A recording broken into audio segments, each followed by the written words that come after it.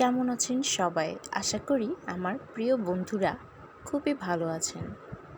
আমি আজকে আবারও আরেকটি নতুন রেসিপি নিয়ে চলে এসেছি। আজকে আমি তৈরি করে দেখাবো তিসির ভর্তা। চলুন দেখে নেওয়া যাক ভিন্ন স্বাদের এই ভর্তা রেসিপিটি।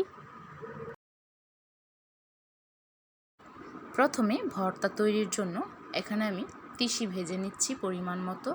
আপনারা যে পরিমাণে ভর্তা তৈরি করবেন সে পরিমাণে নিয়ে নেবেন। তিসিগুলো যখন এইভাবে ফুটবে তখন ভালোভাবে টেলে নামিয়ে নেব।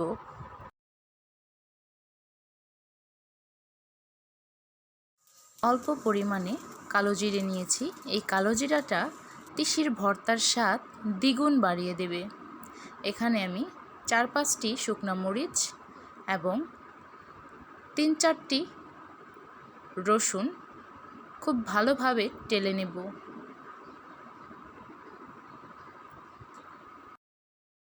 প্রথমে আমি তিসি এবং কালো জিরেগুলো মিহি করে বেটে নেব।